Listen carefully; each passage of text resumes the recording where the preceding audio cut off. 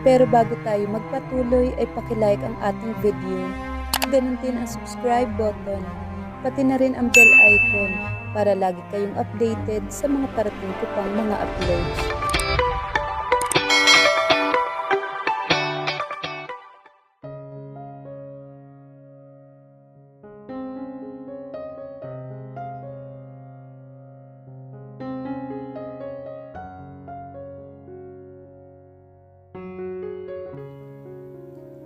Lumapit ka rito.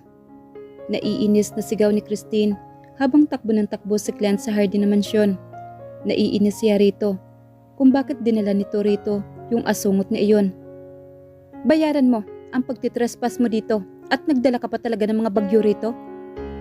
Patuloy na sigaw niya habang sinusundan si Clint na tumatakbo. Habol niya ang hiningang pilit inaabot si Clint na umiiwas sa kanya. Teka, tama na. Pagod na ako. Para rin naman sa'yo yun. Ayoko makikita kang nahihirapan. Yun lang ang naiisip kong paraan. Alam mo namang ayaw kong nakikita ang mga babae na nasasaktan, lalo ka na. Tama na, Christine. Pagod na talaga ako. Reklamo ni Clint habang umiiwas sa hampas ni Christine rito ng kahoy na napulot nito roon. Gago ka. Lumapit ka rito. Hindi ko kailangan ng ideyang naiisip mo. Sigaw ni Christine habang iwinawagayway ang kahoy. Hinihingal naman siya at sumasakit na ang balakang niyang kakaikot. Walang hiya ka, napaka-istorbo mo sa buhay. Nagising siya ng maaga kanina at si Clint agad ang pinuntahan niya. Saka pinagpapalo niya habang natutulog. Hindi pa nga sila nakakapagbihis at nakaboxer at sando lamang si Clint habang siya ay nakapajama naman. Kahit sumisikat na ang araw ay hindi pa rin niya ito tinitigilan.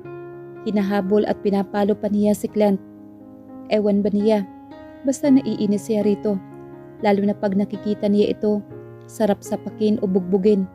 Tapos pag nasaktan, giginhawa ang pakiramdam niya. Hindi naman siya tumitigil hanggat hindi siya napapagod. Naiinis siya at gusto niyang sakalin ito. Napablikwas ng bangon si Christian sa kanapahawak sa mata niya nang kumirot iyon. Para namang umiikot ang paningin niya nang tingnan niya ang paligid. Masyado yatang marami ang nainom niya kagabi. Humahapdi pa ang kanyang kaliwang mata. Tumama yata ito sa matigas na bagay. Kaya ganun kasakit. Dahan-dahan pa niyang ibinuka ang bibig dahil pati panga niya parang nangangalay. Gaano ba karami ang nainom ko kagabi? Para hindi ko maalalang paano ako nakauwi. Napatigil naman siya sa pag-iisip at inilibot ang paningin saka kumunot ang noo niya.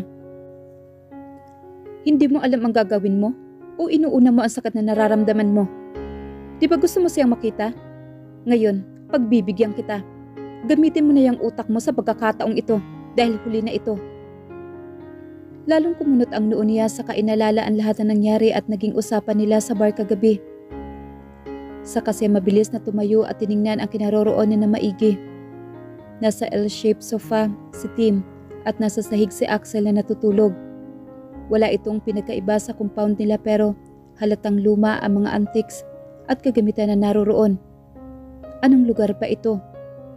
Lumabas siya sa kwarto na yaon at tumingin sa matanda na naglilinis sa hagdanan ng bahay. Nagpupunas ito sa hagdanan. May mga lumang litrato rin sa pader na nakasabit habang may naglalakihang chandelier at mga furnitures na mukhang luma na at mamahalin. Oh, iho, gising ka na pala. Gusto mo ng kape? Tanong nito na makita siya. Hindi siya sumagot rito at parang may hinahanap. He's hoping na sana andun si Christine at totoo iyon. Totoo ang naalala niya kagabi. He was standing in front of Clint, nakalalabas lang sa isang pasilyo. Alam mo bang inaantok pa ako? Ang sarap ng tulog ko, dinidisturbo mo ako. Tanga ka ba? Gusto mo yatang mapalo eh. Rinig niyang sambit ng isang pamilyar na boses. Bumilis ang tibok ng puso niya at tanging naiisip niya ay ang babaeng pinakamamahal niya. Ang pinahahanap niya.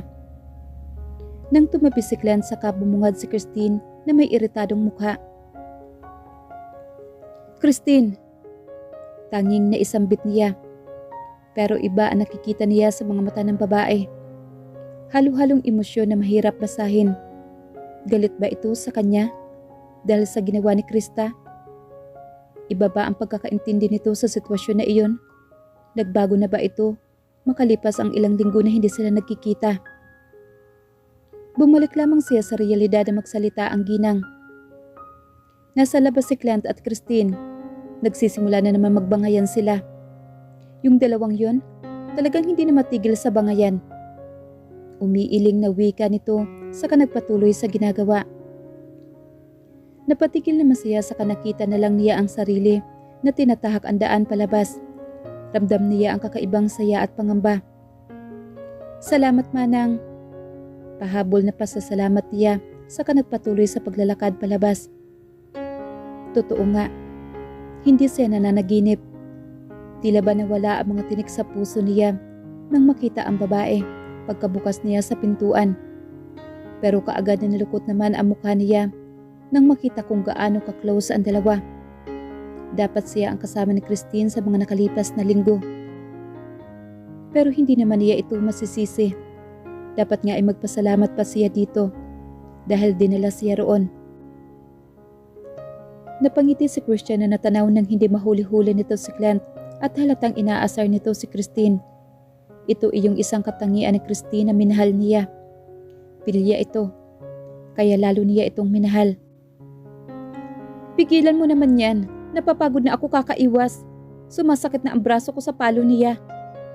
Hingal na wika ni Clint, saka tinuro pa si Christine na papalapit sa kinaroroonan nila habang hawak-hawak ang isang kahoy.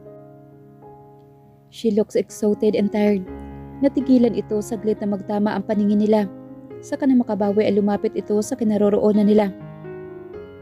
Tama na yan, okay? Hingal na reklamo ni Clint, saka tumabi sa kanya ng tayo. Anong tinitingin-tingin mo dyan? Galit na wika ni Christine, saka naman kumunot ang noo ni Christian na nakatingin rito. Hindi niya nakikita ang Christine na may pagmamahal kapag tinitingnan siya. Ang nakikita niya ay pagkainis sa mga mata nito. Tumabi ka dyan! Lagot ka! Bulong ni Clint, saka mabilis na pumasok sa loob. Naiwan naman siya na nakatayo sa harapan ng babae na pinag-cross ang dalawang braso at nakataas pa ang isang kilay. Ganyan mo ba ako dapat batiin pagkatapos mo akong iwanan? Hindi makapaniwalang tanong niya. Hindi siya naiinis o nagagalit rito. Gustong-gusto pa niya itong yakapin pero pinigilan niya ang sarili. Baka masapak na naman siya ulit nito. Kasalanan ko ba? Andito ka ba para ipamukha sa akin na kasalanan ko? Galit na wika nito, saka parang nababagot na nakatayo roon. Nilapitan niya ito pero umiwas lang ang babae sa kapadabog na pumasok sa loob. Napakamot na lamang siya sa ulo na sumunod papasok. Kahit kailan, hindi niya naisip na kasalanan ito ng babae. Nasa kanyang kwarto, may litrato ang pintuan niya sa kaliwa, andun siya. Wika ni Clint nang maabutan niya ito sa salas na nagkakape habang nanunood ng palabas. Salamat. Wika niya, saka tinapik ang balikat nito. Narinig naman niya na natawa ito nang mahina sa kasiya na pangiti at umiling-iling na umakyat para puntahan si Christine. Hindi siya titigil hanggat hindi niya malalaman kung ano ang nasa isip nito at kung bakit ganun ito sa kanya at gusto niyang makakausap ng maayos ito. Kailangan niyang maipaliwanag ang tungkol sa nakita nito. Sinabi na sa kanya ng kanyang mga kaibigan ang lahat na nakita ni Christine ang ginawa ni Krista. Kumatok muna siya bago binuksan ang pintuan. Buti na lamang at hindi iyon nakalak.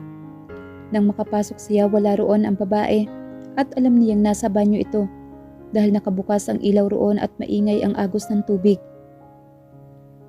Clint, pag hindi ka lumabas, puputulin ko talaga yung itits mo para patas na tayo. Sigaw nito mula sa banyo.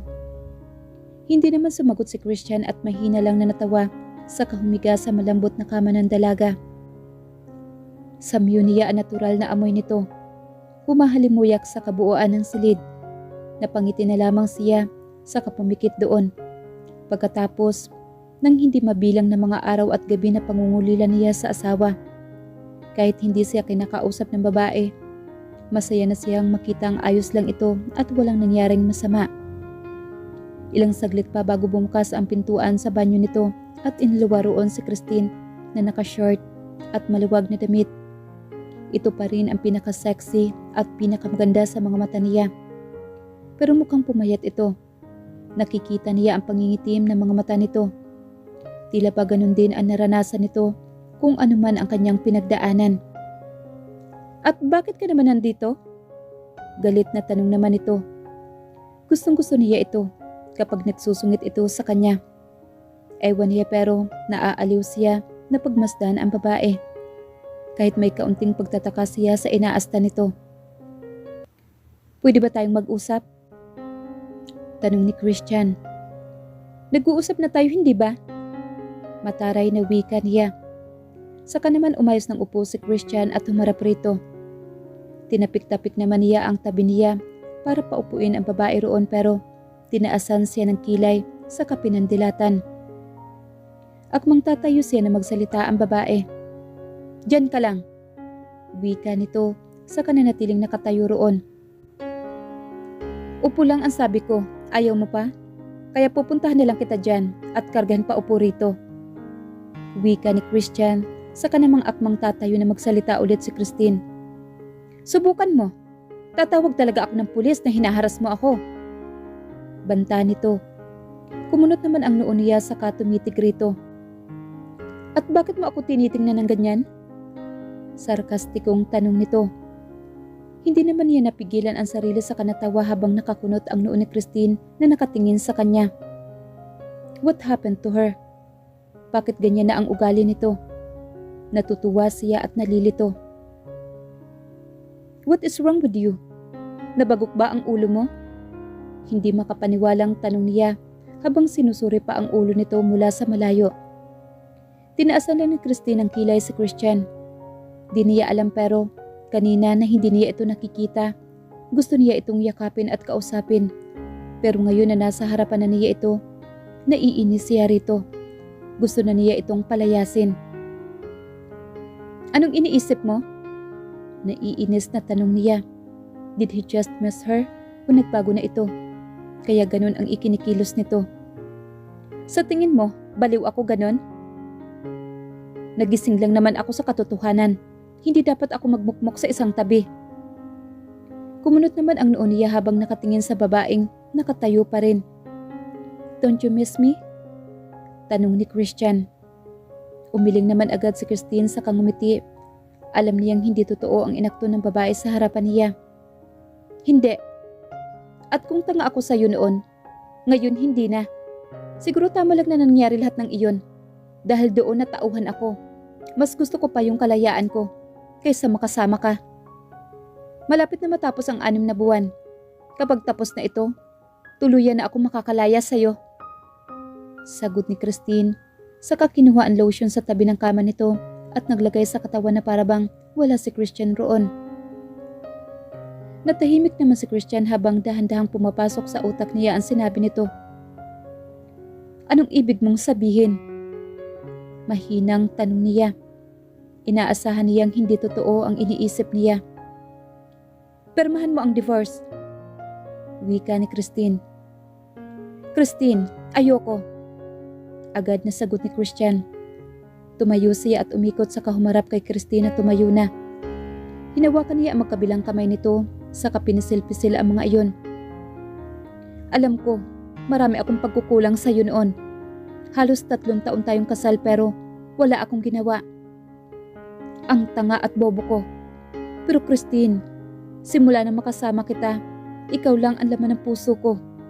Ikaw na yung iniisip ko. Kahit marami akong sinasabi na hindi maganda sa'yo, pinagsisisihan ko iyon. Simula nang halikan mo ako sa labas ng bar, nang makipag-away ka kay Krista, binabagabag na ako ng isip ko. Inaasar kita noon dahil yun lang ang paraan ko para pansinin mo ako. Dahil ayokong ulit na lumayo ka sa akin. Please. Christian, tama na. Galit na si Tania. Saka tinanggal ang kamay na hawak ng lalaki.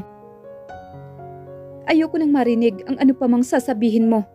Sana pagbalik ko wala ka na rito. Wika niya. Saka nilagpasan ito at lumabas ng kwarto. Sumunod naman agad siya at natanaw ang babae pababa ng hagdanan. Hindi ito seryoso sa mga sinasabi nito. Alam niya iyon. Alam niyang hindi totoo lahat ng sinasabi nito sa kanya kanina. Iha, saan ka pupunta? Tanong ng yaya nito nang makita si Christine na kinuha ang susi ng sasakyan sa nilagyan nito. Aalis ako, yaya. Sana pagbalik ko, hindi ko na makikita ang mga mukha ng mga yan. Lalo ka na. Inis na turo nito kay Clint na nakataas lang ang kilay. Anong nangyari? Tanong ni Axel na makalabas mula sa guest room na halatang bagong gising. Hanggang dito na lang ang maitutulong ko. Ayusin mo yan, pare. Wika ni Clint. Saka nilipitan si Christian at tinapik sa balikat bago kinuha ang jacket nito na nakasampay sa lalagyan. Yaya Milding, mauna na ako. Ingat sa biyahe, iho. Sige po, salamat. Agad na lumabas na ito saka hindi na matanaw na napaupo na lamang siya sa sofa. Saka hinilot-hilot ang sentido. Pare, ano na? Tanong ni Tim. Ayaw niya. Matamlay na sagot ni Christian. Anong ayaw niya? Susuko ka na lang back agad-agad? Kung ako sa'yo, lahat gagawin ko para makuha ulit siya. Kailangan mo lang ng kaunting panahon. Siyempre, nasaktan siya ng sobra. Wika ni Axel. Kailangan mong tatagan ang sarili mo. Dapat may plano ka. Ngipin sa ngipin, mata sa mata. Mag-isip ka ng paraan. Bulong ni Tim, saka naman niya sinipa si Axel. Alam ko, sabi niya, saka lakas loob na tumayo at tumingin sa dalawang kaibigan. Welcome po, wika ng isang waiter nang pumasok siya sa isang sikat na restaurant sa Batangas. Tumawag siya at nagpa-reserve ng maaga para hindi siya mahihirapan. Natatakam siya na kumain ng seafoods, kaya dito siya napadpad. Hindi malang niya nagawang magbihis dahil sa inis kanina. Simpleng shorts at loosey white shirt lang ang suot niya. Reservation po for Christine Avila. Tanong niya sa service crew na naroroon. This way, ma'am. Turo nito sa direksyon, saka naman siya sumunod. Lahat ng makita niya sa menu ay in-order niya. Kamakailan lang ay naging addict siya sa pagkaing dagat pero hindi talaga mawawala ang pizza. Mababaliw siya kapag hindi siya nakakakain ng pizza sa isang araw. Tumunog naman ang cellphone niya habang kumakain. Yes, Claire. Agad na sagot niya. Updated ang report sa kanya ni Claire tungkol sa kanyang restaurant. Nag-opening na ito pagkatapos ng Pasko. Dumalo siya noon at bumalik lang din kaagad sa Batangas. Ipinagkatiwala na niya kay Claire at Manang Neneng ang pag-aasikaso rito. Alam naman niyang mapagkakatiwalaan ang mga ito. Naku ma'am, may nagpunta rito tinatanong ang tungkol sa inyo. Nais raw kayong makausap ng personal. Sino daw sila? Chairman Mondragon daw po at yung manugang niyang si Mrs. Mondragon. Napatigil siya sa pagkain at lumipad sa himpapawid ang isip niya. Ngayong alam na ng mga ito ang negosyo niya at pinagkukunan niya ng pera. Ano na ang gagawin niya? Ano ang sinabi mo sa kanila? Si Mama po ang nakausap nila dahil kilala sila ni Mama. Basta ang narinig ko lang, gusto niyang makausap ang may-ari. Sa susunod, sabihin mo na abala ako at nasa ibang bansa. Sige po ma'am, pero kasi sabi nila kapag tumawag ka raw o nakabalik na, sabihan ko daw sila. Humingi pa nga po ng number ninyo. Kapag nagtanong sila, sabihin mo, nasa Visayas ako. Yes ma'am. Binaba na niya ang cellphone at nagpatuloy sa pagkain. Wala na siyang narinig mula kay chairman at sa ina ni Christian. Pero nakapagtataka kung bakit nandoon ang mga ito. Alam na kaya ng mga ito ang bagay na iyon? Maraming tumatakbo sa isipan niya. Buong maghapon siyang lumibot sa buong Batangas at tinatanaw ang bawat lugar na madadaanan. Ayaw niyang umuwi, baka nandoon pa ang mga ito. Alas 3 na ng hapon na mapadaan siya sa isang flower shop. Nakita niya ang mga nakadisplay na may iba't ibang kulay ng bulaklak. Wari nasasabik siya sa mga ito, kaya pumasok siya sa shop at pumili ng mga magagandang bulaklak. Inaamoy ang bawat naroroon. Ani mo isang pabango na kinaaadikan niya. Ngunit mukha yatang napasobra siya sa pag-amoy dahil umikot bigla ang paningin niya at parang matutumba siya. "Ma'am, ayos lang ba kayo?" Tanong ng isang babae sa kanya nang mapansin siyang parang matutumba. Tumango naman siya, saka umayos ng tayo. Siguro dahil sobrang init sa labas tapos naka-aircon sa loob ng flower shop, kaya nahihilo siya bigla. Buong araw siya nagdadrive, kaya ganun siguro ang nararamdaman niya. Pagod lang yata siya. Ngunit mas lalong umipa ang pakiramdam niya. Napahawak siya sa lalagyan ng mga bulaklak habang pinabalanse ang katawan niya. Dahan-dahan na lang siya naglakad palabas ng shop at gustong makarating sa sasakyan niya. Kailangan niya makaupo. Ipapahinga na lamang niya ang sarili niya bago bumalik sa mansyon. Ngunit bago pa man siya makarating sa sasakyan niya, nawala na ang lakas niya at naramdaman na lamang niya ang maginaw na semento na dumampi sa balat niya. Nagising siya sa isang kama kung saan puro puti ang nakikita niya. "Nasaan ako?" Mahinang wika niya. "Ma'am, nasa hospital po kayo. Dinala po kayo dito dahil nahimatay kayo. Tatawagin ko po ang doktor para sa inyo." Tumango naman siya saka umalis ang nurse. Hinihintay na lang niya na makabalik ito. Kailangan na niyang makauwi. Mag-aalas 5 na ng hapon. Ilang sandali naman ay dumating ang doktor. "Kumusta ang pakiramdam mo?" Tanong ng doktor. Tumango naman siya bilang tugon.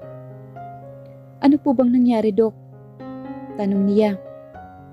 "Miss, sa susunod, kailangan mo na mag-ingat. Nangyayari talaga ito sa unang mga buwan. Anyway, congratulations. You are pregnant. Kailangan mo mag-ingat para sa iyong baby.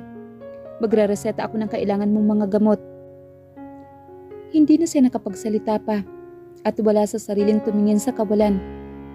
Nananaginip ba siya? "Congratulations, buntis ka." Agad siya napaluha at napahawak sa tiyan niya. Noong nakaraang linggo pa siya nagtataka. Bumili pa nga siya ng PT para masigurado ito dahil takot siya. Hindi niya ginamit at sinubukan. Ngayong tama nga ang hinala niya, mas lalo siyang natakot para sa sarili niya at sa magiging baby niya. "Anong gagawin ko?" Isang luha ang bumagsak mula sa kanyang mga mata kasabay ng pagkalito. Paano niya ito haharapin? "Christine, napatawag ka. May nangyari ba? Ayos ka lang ba?" Sunod-sunod na tanong ni Elisa sa kanya sa kabilang linya. Wala na siyang ibang masabihan ngayon kung hindi si Elisa lang. Si Nina at Joven, siguradong sobra silang mag-aalala kapag sasabihin niya, at lalo pa na ang mga ito ay abala sa academics nila, lalo pa at magsisimula na ang on-the-job training nila. Nasa labas pa rin siya ng bahay nila at wala siyang balak na pumasok. Natatakot siya na baka nandun pa ang mga ito. Sinabihan niya ang mga ito na umalis na, pero natatakot pa rin siya na maabutan ang mga ito. "Elisa!" Umiiyak na sambit niya habang nanginginig ang mga kamay na hawak ang cellphone. "Wait, umiiyak ka ba? Sabihin mo sa akin, ano bang nangyari? Bakit ka umiiyak?" Nag-aalalang tanong nito. "Hindi ko na alam ang gagawin ko." Lalo pa siya napahagulhol sa kasumandal sa upuan ng sasakyan. Wala siyang idea kung ano ang gagawin niya. Hindi niya kakayanin pag nalaman ng iba ang dinadala niya. Natatakot siya sa sasabihin ng mga tao. Natatakot siya baka pag nalaman ni Christian ang tungkol sa bata ay manatili ito sa kanya dahil lamang sa isang responsibilidad. Alam niyang pipilitin na naman ito ni Chairman para sa kanya. Gaya ng pagpipilit ng Chairman na manatili sila sa iisang bahay sa loob ng 6 na buwan. Natatakot siya at ayaw niyang kamuhian siya ng lalaki habang buhay dahil lang sa pagkakamali na iyon. Dahil hindi na ito makakawala pa sa tali dahil sa anak nila. Gusto niyang sisihin ang sarili niya. Bakit niya hinayaang umabot sa ganito ang lahat? "Bakit? Christine, may problema ba?" Tanong ni Elisa sa nag-aalala na boses. Buntis ako. Bumuhos ang luha niya ng walang tigil nang maisambit ang kataga na iyon. Oh my God! Naisambit nito sa katumahimik sa kabilang linya. Christine, hindi ko alam ang sasabihin ko sa ngayon. Okay ka lang ba? Sabihin mo sa akin na okay ka lang. Ayos lang ako. Nasa loob pa ako ng kotse ko. Gabi na, umuwi ka na. Hindi yan makakabuti sa'yo. Alam kong pinanghihinaan ka ngayon. Tatagan mo ang loob mo. Okay? Gagawa ako ng paraan na muling makauwi dyan. Wag na wag kang gagawa ng kahit na ano na makakasama sa baby mo. Tandaan mo, walang kasalanan yung bata. Naiintindihan mo ba ako, Christine? Okay. Tanging naisagot niya. Christine, kung ano man ang pinagdadaanan mo ngayon, huwag kang mag-isip ng katangahan, okay? Sabihin mo sa akin ang lahat at huwag na huwag mong sasaktan ang sarili mo. Hindi ito maganda para sa bata. Dagdag nito. Okay. Sa kanya binaba ang tawag. Tumingala siya sa kapumikit habang kumakawala sa mga mata niya ang mga luhang hindi matigil-tigil sa pagpatak. Nanatili siya sa loob ng sasakyan ng 1 oras bago pinaandar ito at pumasok sa mansyon. Naabutan pa niya si Yaya Milding na hindi mapakali sa labas ng mansyon. Iha! Agad na sambit nito nang makita siya pababa ng sasakyan. Yaya! Matamlay na wika niya. Saka mapaklang humiti. Tumigil naman ang ginang sa harap niya. Saka tiningnan siya. Kumunot ang noo nito. Saka sinuyod ang kabuuan niya. Ano nangyari? Bakit ganyan ang hitsura mo? May nangyari ba? Sunod-sunod na tanong nito. Saka inakay siya. Umiling naman siya. Saka agad na yumakap sa ginang. At hindi napigilan ang sarili na umiiyak. Yaya, hindi ko na kaya. Umiiyak na wika niya. Parang ayaw tumigil ng mga luha niya. Iha, kung ano man ang pinagdadaanan mo, magiging maayos rin ang lahat. Yaya, ayoko na. Umiiyak na sambit niya. Saka naman hinagod-hagod ng ginang ang likod niya. Pagod na po ako. Huwag kang sumuko. Dahil kahit kailan, hindi sumuko ang mga magulang mo. Tahan na. Kung may pinagdadaanan ka man, malalagpasan mo yan. Kumala siya sa pagkakayakap, saka humarap rito. Pinunasan naman ng yaya niya ang mga luha sa mga mata niya. Halika na, pumasok na tayo. Inilagaan siya ng ginang at hinintay na matapos kumain, saka sinamahan sa kwarto niya. Tiningnan siya nito habang nakahiga siya sa kama niya. Mahirap ang buhay ng tao. Kapag may gusto kang makuha, kailangan mo itong pagsikapan at paghirapan. Kung pagod ka na sa isang bagay, sumuko ka. Pero hindi lahat ng bagay ay kailangan mong sukuan. Iha, alam mo bang buntis pa ang ina mo noon? Gusto na niyang sumuko dahil hindi raw siya mabubuhayan ng bata. Gusto niyang mawala na lamang sa mundo. Pero sabi ng daddy mo, kapag sumuko siya, mas lalo siyang mahihirapan. Kaya lumaban ang ina mo. Ilang beses siyang nakunan pero hindi siya sumuko. Nang dumating ka, nagbago na ang lahat sa buhay niya at ng daddy mo. Kahit hindi ka nila tunay na anak, sobrang saya nila. Kaya iha, kung ano man ang problemang meron ka ngayon, huwag kang susuko. Lahat ay may katapusan. Wika nito sa kasiya kinumutan.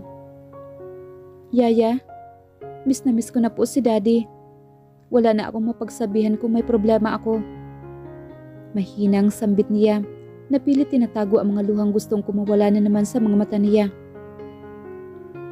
Iha, tandaan mo, andito lang ako lagi. Para na kitang anak. Naalala mo pa ba noong sumama ako sa inyo sa Palawan na magbakasyon kayo? Nahulog ako sa bangka nun. Kahit mababaw lang ang tubig pero andun ka at sumigaw. At hinihila ako kahit hindi mo pa kaya. Tinatawanan ka nga ng mami mo dahil doon. Kaya kahit hindi mo kilala ang mga tunay mong magulang, andito kami para sa iyo lagi. Usal nito. Salamat po, Yaya. Wika ni Christine. Nakatulog siyang may mabigat na dalahin. Isang dalahing alam niyang mahirap tapusin. Lahat ng pangamba at takot niya, hindi nawawala.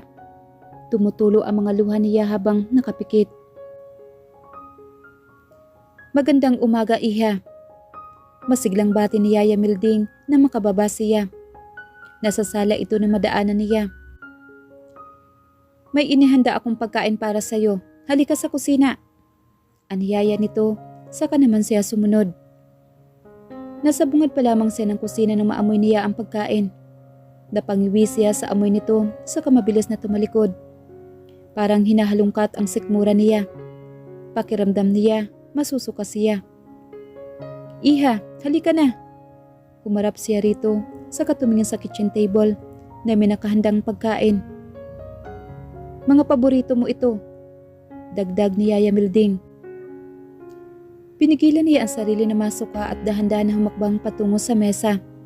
Ngunit mas lalong tumindi ang amoy ng pagkain, kaya tumalikod siya at tumakbo papasok sa banyo, saka nagsususuka. Pakiramdam niya, hinahalungkat ng amoy na iyon ang kalamnan niya. Halos matanggal na ang sikmura niya sa pagsuka, kahit tubig lang at laway ang sinusuka niya. Nang mahimasmasan, ay naghilamos muna siya sa katumingin sa salamin na naroroon. Huwag mong papagurin ang katawan mo. Sa loob ng 3 buwan, magkakaroon ka ng morning sickness. Kailangan mo lang ng tamang pahinga at pumunta ka rito lagi for check-ups. Naalala niyang sabi ng OB-GYN sa kanya. Morning sickness. Naiusal niya, saka malungkot na tumango at hinimas ang tiyan niya. Anak, pasensya ka na kay mami ha. Masyado akong mahina, pero tatatagan ko para sa'yo. Wika niya, saka malakas na bumuntong hininga. Iha! Agad siya napalingon sa pintuan ng banyo habang nakahawak sa tiyan ang 2 kamay. Yaya!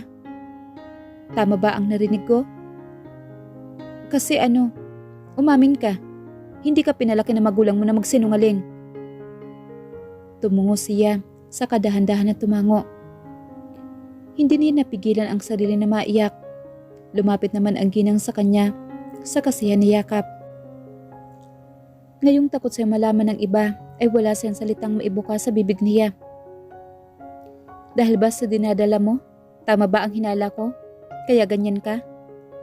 Sunod-sunod na tanong ng ginang, saka siya tumingin rito na may luha sa mga mata. Paano niyo po nalaman? Gumaralgal na boses na tanong niya. Dahil babae rin ako, pinagdaanan ko na iyan noon. Napansin ko na biglang nagbago ang ugali mo araw-araw at malakas kang kumain. Naging mainitin na rin ang ulo mo kay Clint at lagi mo siyang sinasaktan. Minsan umiiyak ka pa sa kwarto mo dahil walang pizza. Lahat ng iyong pinagdadaanan ay pinagdaanan ko rin na magbuntis ako sa panganay ko. Paliwanag ng ginang. Yaya, hindi ko naman alam kung ano ang gagawin ko. Nakayukong wika niya. Ayaw mo bang sabihin sa kanya? Paano? Yaya, ayokong bumalik siya dahil lamang sa baby. Ayoko. Alam na ba niya? Umiling siya, saka yumuko muli. Huwag mong pangunahan ang nararamdaman mo. Pumarito siya dahil namimiss ka niya. Huwag mong masyadong isipin na dahil lamang sa responsibilidad. Kaya siya pumunta dito. Hindi niya alam na nagdadalang tao ka. At dapat sabihin mo rin sa kanya iyon. Isang napakalaking regalo iyon para sa kanya, lalo pat parating na ang bagong taon. Yaya, paano kapag hindi niya tanggapin? Paano kapag mali pala ako? Paano kapag sabihin niyang para sa baby? Iha, alam mo minsan, nauuna yung negatibong isip natin. Pero paano rin kapag sabihin niyang bumalik ka sa kanya kahit hindi niya alam na buntis ka? Huwag mo masyadong isipin na hindi ka niya mahal. Nakikita ko sa mga mata niya na mahal ka niya. Kung paano siya tumingin sa'yo ng may pagmamahal. Kaya huwag mo masyadong isipin ang mga negatibong bagay. Hindi yan makakabuti sa'yo. Opo, Yaya. Mahinang sagot ni Christine. Buong araw na kasama niya si Yaya Milding At lahat ng kailangan at gusto niya ay binigay nito sa kanya. Lahat ginawa ng yaya niya para sa kanya. Kaya naman gumaan ang kanyang pakiramdam. Pikit ang mga mata niyang pinakiramdaman ang paligid. Ramdam niyang may nagmamasid sa kanya habang natutulog. Dahan-dahan niyang ibinuka ang kanyang mga mata, saka bumungad sa kanya si Christian. Nakaupo sa gilid ng kama niya. Nakatingin lang ito sa kanya habang nakangiti. Yung mga ngiti. Alam ng Diyos kung gaano siya nangungulila sa mga ngiting iyon. Nakaramdam siya ng saya at hindi niya napansin ang sarili niyang ngumiti pabalik sa kanya. Magandang umaga. Nakangiting bati nito. Pero mukha yatang totoo ang sabi ng doktor sa kanya. Nanunuot sa ilong niya ang pabango ni Christian at kumakalam ang sikmura niya roon. Saka parang masusuka siya. Bago man maamoy niya, pananghusto ay sinipan na niya kaagad ito at mabilis na bumangon. Saka umiwas rito at natatakbo papasok sa banyo. Nilak muna niya ang pintuan bago nagsuka. Halos maubos na niya ang laway niya sa pagsusuka. Christine, ayos ka lang ba? Nag-aalalang tanong ni Christian sa labas habang kumakatok sa pintuan ng banyo. Naghilamos muna siya saka inayos ang sarili. Lumabas ka sa kwarto ko. Huy, anong ginawa kong... Sabing lumabas ka eh. Naiinis na sigaw niya. Ang baho-baho mo. Dagdag niya. Hindi naman siya nakarinig pa ng sagot rito. Saka siya huminga ng malalim. Baka lumabas na nga ito sa kwarto niya. Dalawa sa iniisip niya ay ang ginawa ni Christian sa kwarto niya. Inamoy nito ang sarili sa kakunot noong tumingin sa pintuan ng banyo. Ang baho-baho mo. Pero kahit anong amoy niya, hindi naman. Dahil naligo naman siya bago umalis ng bahay. At nag-impake sa kanyang mga gamit at bumalik sa Batangas. Umuwi lamang naman siya kahapon para kumuha ng gamit. At may inayos kaya umaga na siya nakabalik. Umiling na lamang siya sa kapatuloy na inaamoy ang sarili habang naglalakad palabas ng kwarto. Dumiretso siya sa kwarto at tinuro ni Yaya Milding na gamitin niya. Naabutan niya pa ang ginang na naglilinis roon. Mukhang napansin rin nito ang pag-aamoy niya sa sarili, saka umiling lang ito sa katinapos ang ginagawa. Mukhang kailangan mo nang umiwas sa paggamit ng pabango na yan, iho. Ho? Manang? Mabaho ho ba ako? Ilang saglit pa bago sumagot ang ginang. Hindi naman, pero yung pabango mo, malakas ang amoy, masakit sa ilong. Manang? Mukhang kailangan mong tumigil sa paggamit ng pabango na iyan. Masakit nga sa ilong. Sagot ng ginang, saka siya nilagpasan. Nakakunot naman ang kanyang noo na inamoy ulit ang kanyang sarili.